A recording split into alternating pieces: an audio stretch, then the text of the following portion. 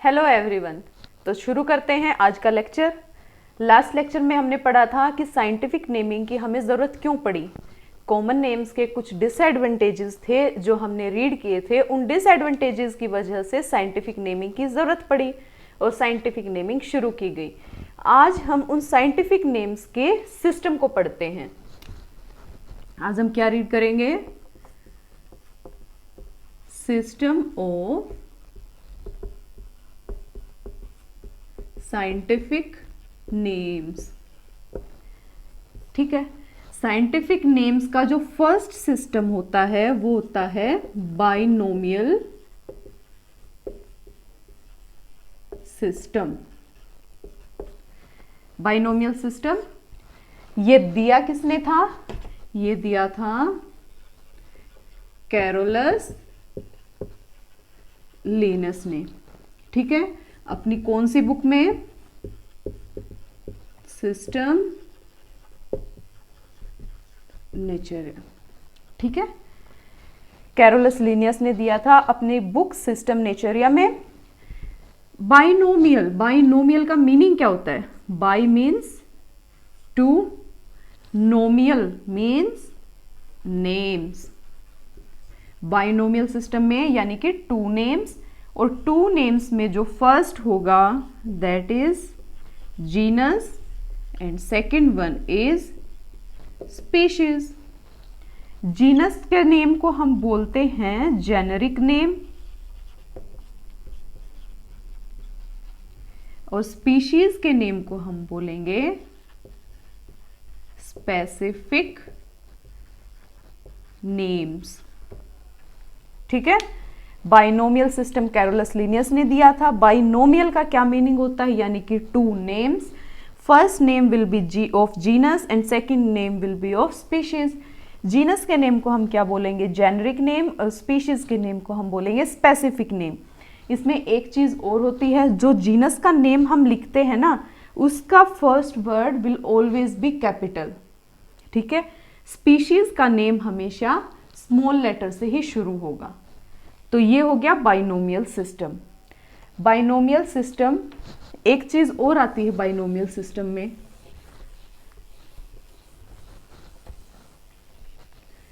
Binomial system हमारे name से यानी कि ह्यूमंस लगा लो, कॉमन नेम से अलग कैसे होता है? कॉमन नेम्स जो हम अपने नेम्स लिखते हैं उसमें फर्स्ट नेम हम क्या लिखते हैं? जो हमारा इंडिविजुअल नेम होता है, और जो लास्ट नेम हम लिखते हैं वो होता है हमारा सरनेम। लेकिन जो साइंटिफिक नेम्स होते हैं वो उसके बिल्कुल ऑपोजिट होते हैं, यानी कि इसमें जो फर्स्ट जेनरिक नेम होगा वो होगा कलेक्टिव नेम, और जो सेकंड स्पीशीज का नेम होगा वो होगा इंडिविजुअल नेम। ठीक है, तो ये दोनों आपस में ऑपोजिट होते हैं। एग्जाम्पल लेते हैं। एग्जाम्पल हो गया पैंथरा लियो, पैंथरा टिग्रिस। ये हो गया लायन का scientific name and this is of tiger. ठीक है, ये लायन का साइंटिफिक नेम है, ये टाइगर का है। तो इसमें जो ये फर्स्ट जो जीनस का नेम है वो सेम है, और लेटर जीनस के नेम का फर्स्ट लेटर कैपिटल है। ये जो दोनों स्पीशीज के नेम है इनका फर्स्ट लेटर स्मॉल है, और ये हो गया इनका इंडिविजुअल नेम जो कि अलग है। तो ये इस तरह से कॉमन नेम और साइंटिफिक नेम्स अलग अलग होते हैं। ठीक है, एक बात और, जो ये बाइनोमियल या फिर ट्राइनोमियल जो हम साइंटिफिक नेम्स लिखते हैं वो हमेशा लैटिन में लिखे जाते हैं। लैटिन में लिखने का एक रीजन ये है कि जब कैरोलस लिनियस ने ये शुरू किया था बाइनोमियल सिस्टम या फिर साइंटिफिक नेमिंग्स का सिस्टम शुरू किया था, उस टाइम ज़्यादातर जो स्कॉलर्स होते थे वो जो अपना फील्ड वर्क या फिर कुछ भी वर्क करते थे वो हमेशा लैटिन लैंग्वेज ही यूज़ करते थे।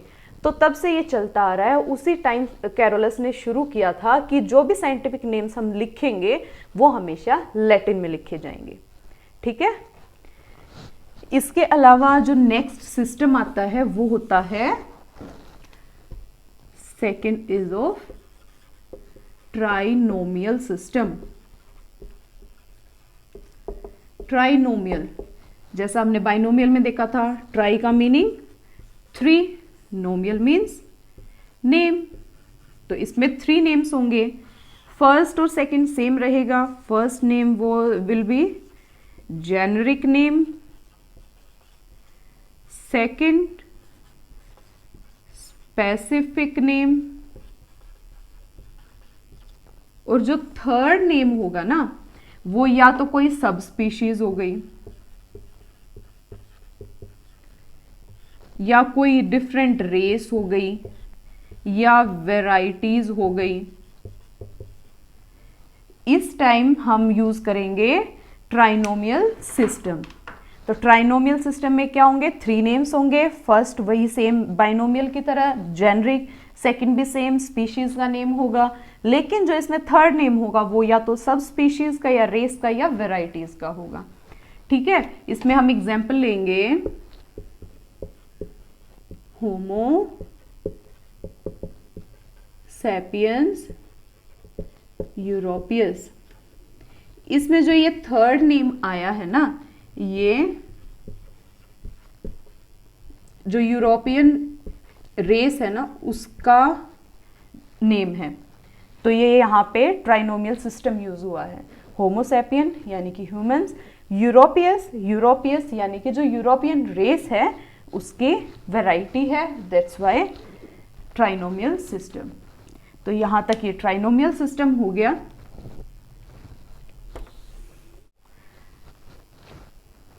अब हम देखते हैं code of scientific names. Next topic है कोड ऑफ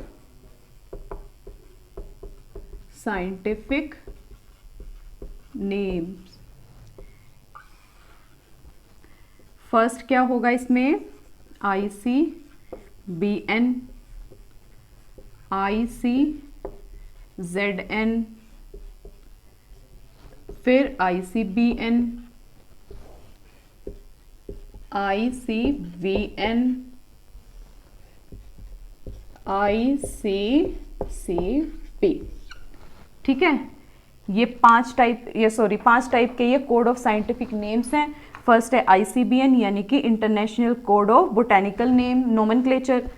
सेकेंड है ICZN यानी कि international code for zoological nomenclature.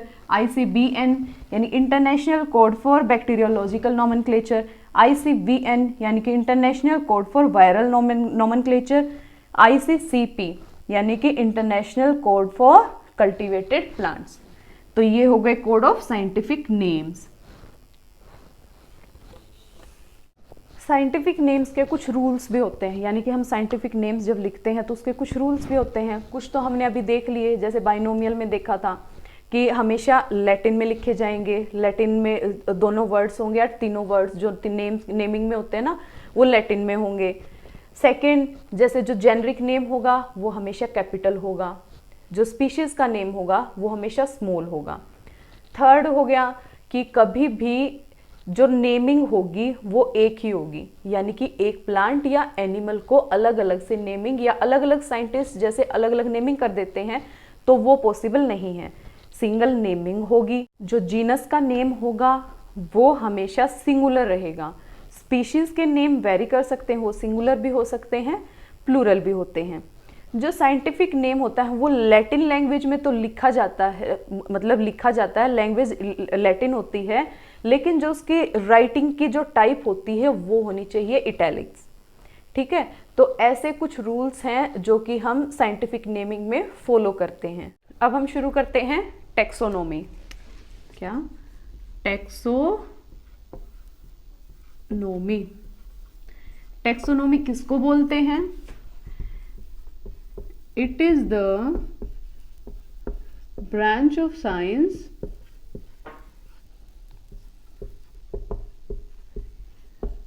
that deals with framing the rules and principles for classifying the organisms taxonomy हम किसको बोलते हैं? It is that branch of science that deals with framing the rules and principles for classifying the organisms. यानी कि अलग अलग organisms को हम जब क्लासिफाई करते हैं तो उनके लिए जो रूल्स और प्रिंसिपल्स बनाए जाते हैं उस साइंस को हम बोलते हैं टेक्सोनोमी। अच्छा, क्लासिफिकेशन ऑर्गेनिजम्स का किसके बेसिस पे होगा? On the basis of evolutionary relationships.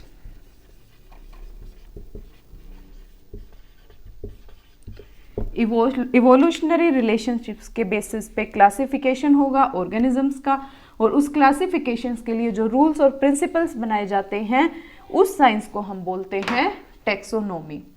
Clear? अब हम टेक्सोनोमिकल कैटेगरीज के बारे में पढ़ते हैं।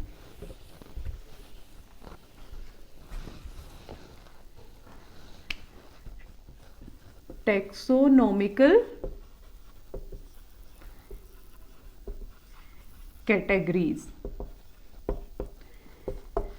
अब टेक्सोनोमी की हमने डेफिनेशन में देखा था कि जो क्लासिफिकेशन होगा उसके लिए जो रूल्स और प्रिंसिपल्स बनाए जाते हैं उसको टेक्सोनोमी बोलते हैं। तो उस टेक्सोनोमी की अलग अलग कैटेगरीज होती हैं, ठीक है।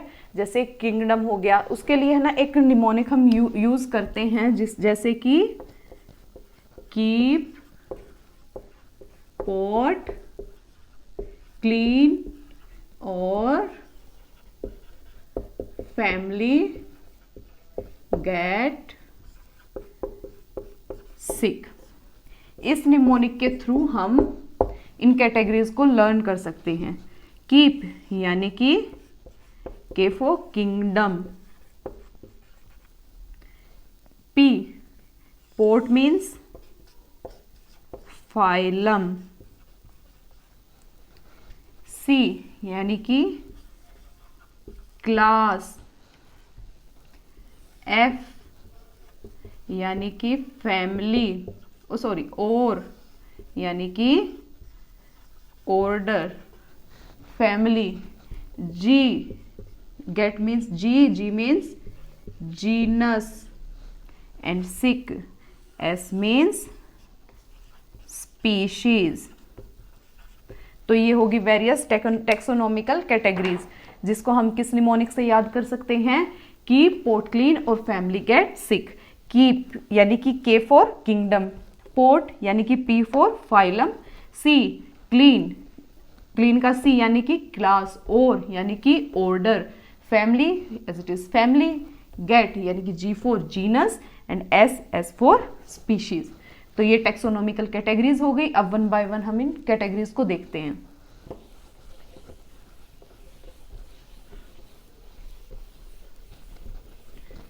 सबसे पहले हम देखेंगे स्पीशीज।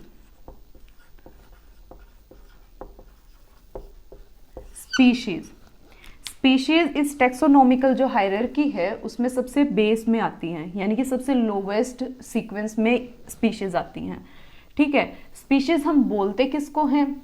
स्पीशीज होती हैं द ग्रुप ऑफ पॉपुलेशन, लिख ही देती हूं मैं,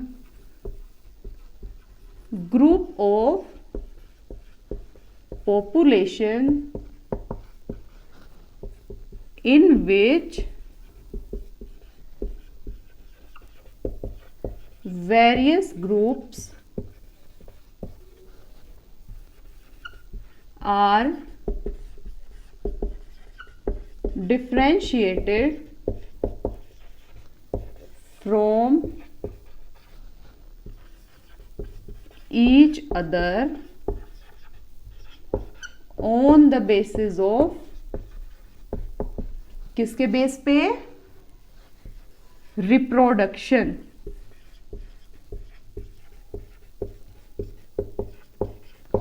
ठीक है। स्पीशीज क्या होती हैं? The group of population in which various groups are differentiated from each other on the basis of reproduction. यानी कि स्पीशीज में जो वेरियस ग्रुप्स होते हैं, ऑर्गेनिजम्स के जो वेरियस ग्रुप्स होते हैं, वो डिफरेंशिएट होते हैं एक दूसरे से, किसके बेस पे? रिप्रोडक्शन के बेस पे।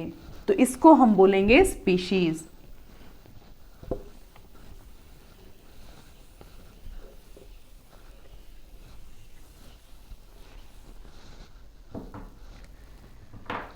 सेकंड होता है जीनस,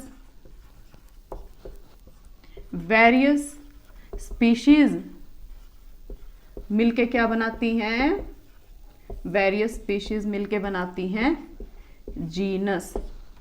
ठीक है, जीनस यानी कि वेरियस स्पीशीज जिनका, अब इसका एग्जांपल हम देख लेते हैं। जैसे अभी हमने पहले भी देखा था बाइनोमियल नोमेनक्लेचर में, हमने देखा था पैंथरा। पैंथरा एक जीनस हो गया जिसमें जो स्पीशीज होती हैं, जीनस हो गया जिसमें स्पीशीज आइडेंटिकली सेम होती हैं, आइडेंटिकली सेम होती हैं, लेकिन जो स्पीशीज हम उनको काउंट करेंगे वो अलग अलग होंगे। आइडेंटिकली हमें देखने में वो लगभग सेम नजर आएंगी, लेकिन उनका जो फंक्शन होता है, जो मॉर्फोलॉजिकल एनाटॉमिकली होती हैं, वो बिल्कुल अलग होती हैं। ठीक है, तो जीनस, जीनस में वेरियस स्पीशीज। अब ऐसे ही नेक्स्ट आते चले जाएंगे, फैमिली। फैमिली में वेरियस जीनस,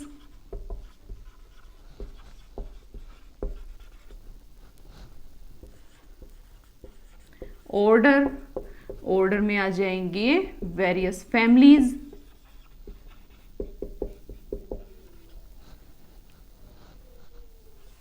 अच्छा फिर आता है क्लास, क्लास में आ जाएंगे वेरियस ऑर्डर्स,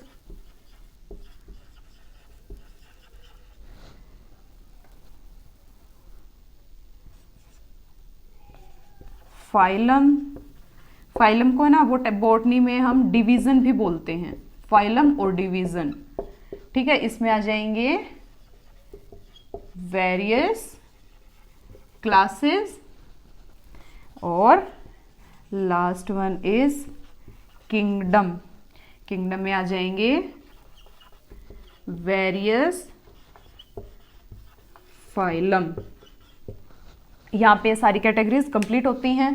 ठीक है, अब पहले हमने देख लिया था स्पीशीज, देख लिया था जीनस, देख लिया। अब फैमिली है, फैमिली में वेरियस जीनस आ जाएंगे, मतलब कैटेगरी वो सेम रहेगी, मतलब जो ऑर्गेनिजम्स की है, लेकिन उनकी हायरार्की बढ़ती जाएगी। ऑर्डर, ऑर्डर में वेरियस फैमिलीज आ जाएंगी, क्लास में वेरियस ऑर्डर्स आ जाएंगे, फाइलम, फाइलम को हम डिवीजन भी बोलते हैं बॉटनी में, तो इसमें आ जाएंगे वेरियस क्लासेस। किंगडम, किंगडम में आ जाएंगी वेरियस फाइलम। ठीक है, अच्छा इसकी जो हायरार्की हमने ये रीड किए हैं, जो ये कैटेगरीज रीड की हमने स्पीशीज से स्टार्ट की हैं, लेकिन जो हायरार्की है, हायरार्की कहाँ से शुरू होती है? जैसे हमने वो निमोनिक का सीक्वेंस देखा था ना, keep, pot, clean or family, get, सिक, तो ये हायरार्की हो जाएगा। फर्स्ट पे कौन आएगा? किंगडम, सेकंड पे आएगा फाइलम, फाइलम या डिवीजन, थर्ड पे आ जाएगी क्लास, फोर्थ पे आ जाएगा ऑर्डर, फिफ्थ पे आ जाएगा फैमिली, सिक्स्थ पे आ जाएगा जीनस एंड सेवेंथ पे आ जाएगा स्पीशीज। ठीक है, ये हायरार्की यहां तक, यहां से डाउन टूवर्ड जाती है। ठीक है, ये ऐसे हायरार्की हो गई। फर्स्ट पे आ जाएगा kingdom, phylum, class, order, family, genus and species. हाँ, ये कंफ्यूजन मत रखना, क्योंकि हमने सबसे पहले स्पीशीज रीड की थी, तो वो हमने नीचे से शुरू की थी। हायरार्की में जो बेस पे थी स्पीशीज, हमने वहां से शुरू की थी, क्योंकि यहीं से पूरी हायरार्की और ये कैटेगरीज शुरू होती हैं। ठीक है, आगे बढ़ती चली जाती हैं ये, तो ये यहाँ पे कैटेगरीज कंप्लीट हो गई हैं। अब हम इसमें है ना, जो ये किंगडम्स वगैरह हो गए, किंगडम्स में जैसे 5 किंगडम्स होते हैं, वो हम आगे कंप्लीट चैप्टर पूरा रीड करेंगे। एनिमल किंगडम अलग से, प्लांट किंगडम अलग से, वो सारा हम आगे कवर अप करेंगे। इसके अलावा इसमें आता है कि सिस्टमेटिक्स की इम्पोर्टेंस क्या है। सिस्टमेटिक्स में जैसे हमने देखा था कि क्लासिफिकेशन हो गया, आइडेंटिफिकेशन, क्लासिफिकेशन, नोमेनक्लेचर, टेक्सोनॉमी, जो सब कुछ भी था ना, तो इसकी इम्पोर्टेंस क्या है? तो इसके थ्रू हम वेरियस जो ऑर्गेनिजम्स हैं, चाहे प्लांट्स हो गए, एनिमल्स, माइक्रो ऑर्गेनिजम्स, उनको हम डिवाइड कर देते हैं। डिवाइड करते हैं तो हमें पता होता है कि एग्जैक्ट ये एनिमल किस किंगडम से और कहाँ से बिलोंग करता है। तो इससे बहुत सारी हेल्प होती हैं। जैसे हम डिजीज़ कंट्रोल कर सकते हैं, किसी एनिमल के, किसी माइक्रो ऑर्गेनिज्म के बारे में जान के हम डिजीज़ कंट्रोल कर सकते हैं। पेस्ट कंट्रोल हो सकता है, इसके अलावा वाइल्ड लाइफ प्रोटेक्शन हो सकती है। ठीक है, तो ये सारे इसकी एडवांटेजेस हैं, यानी कि हम इसके थ्रू क्या क्या कर सकते हैं वो हम इसके एडवांटेजेस में लिख देंगे। ठीक है, अगर हम ऑर्गेनिजम्स के बारे में जानेंगे तो उसके थ्रू हम बहुत सारे स्टेप्स ले सकते हैं। Pest control, disease control, biodiversity conservation, ठीक है, ये सब हो सकता है। नेक्स्ट टॉपिक है टैक्सोनॉमिकल एड्स। टैक्सोनॉमिकल एड्स हम किसको बोलते हैं? जैसे टैक्सोनॉमिकल, अब टैक्सोनॉमी हमने पढ़ा था, टैक्सोनॉमी स्टडीज़ क्या होती हैं। मान लीजिए हमने कोई ऑर्गेनिज्म ले लिया, उसको हमने आइडेंटिफाई कर दिया, क्लासीफाई कर दिया, नोमेनक्लेचर कर दिया उसका, और डिवाइड कर दिया, कहाँ प्लेस करना है वो सब कुछ कर दिया। लेकिन एक जो कॉमन मैन होता है या फिर कॉमन उसकी जो जानकारी होती है वो हमें कहाँ से मिलेगी? ठीक है, तो उसकी जो इंफॉर्मेशन है उसकी स्टोरेज के लिए जो यूज होते हैं उसको हम बोलते हैं टैक्सोनॉमिकल एड्स। टैक्सोनॉमिकल एड्स में आते हैं जैसे हो गया herbaria, botanical garden,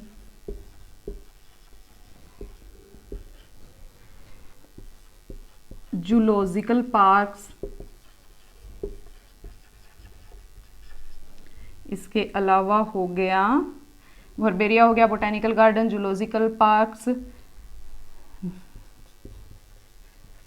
museums etcetera. ये ऐसे टैक्सोनॉमिकल एड्स हैं। हर्बेरिया हो गया, botanical garden, zoological parks, museums, यानी कि यहाँ पे इनकी इंफॉर्मेशन स्टोर करके रखी जाती है ताकि हम उसको रीड कर सकते हैं और किसी भी हम स्टडी में उसको यूज कर सकते हैं। ठीक है, वन बाय वन हम इनको देखते हैं, इन टैक्सोनॉमिकल एड्स के बारे में। टैक्सोनॉमिकल एड में हम सबसे पहले देखते हैं हर्बेरियम के बारे में। First is herbarium. हर्बेरियम क्या होता है? The collection of pressed, dried, preserved plants for the reference of studies। Herbarium किसको बोलते हैं? The collection of pressed, dried and preserved plants for the reference of studies. कि स्टडीज के लिए plants को प्रेस्ड किया जाता है, देन वो ड्राई होते हैं, देन प्रिजर्व किया जाता है स्टडीज के लिए। इसको हर्बेरियम बोलते हैं।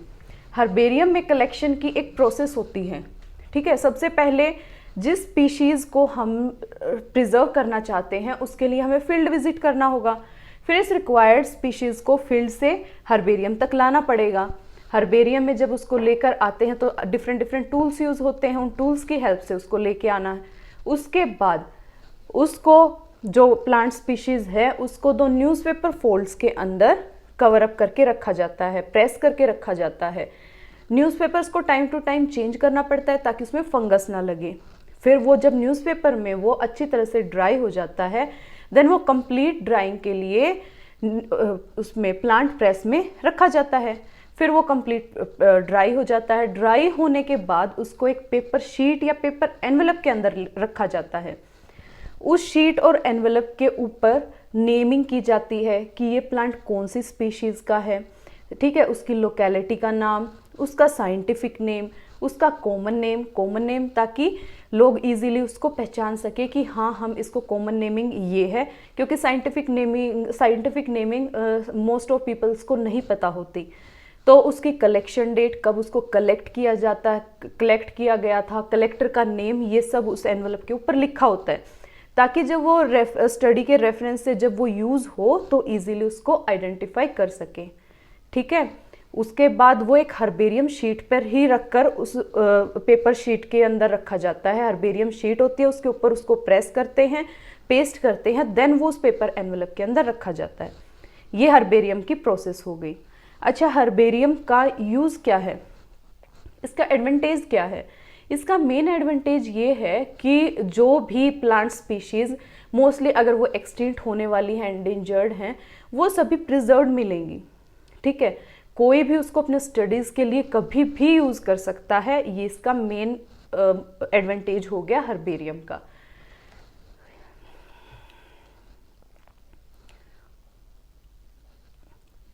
नेक्स्ट हम देखते हैं बोटेनिकल गार्डन।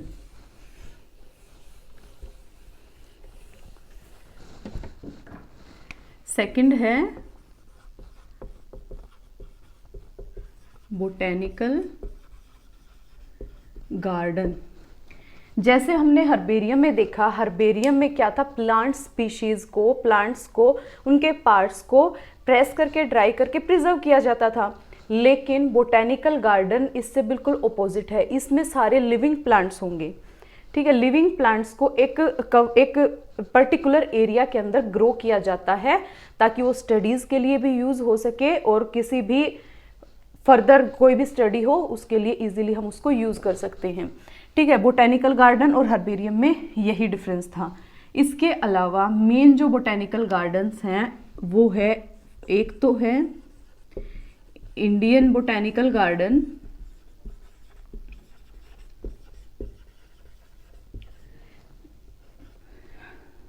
और एक है नेशनल बोटेनिकल गार्डन। ये दो मेन जो हैं, बाकी बोटेनिकल गार्डन तो बहुत सारे हैं लेकिन जो मेन है वो इंडियन बोटेनिकल गार्डन है, नेशनल बोटेनिकल गार्डन।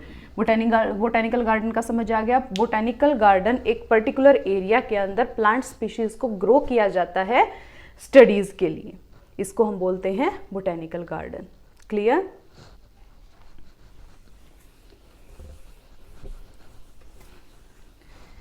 इसके बाद आता है म्यूजियम।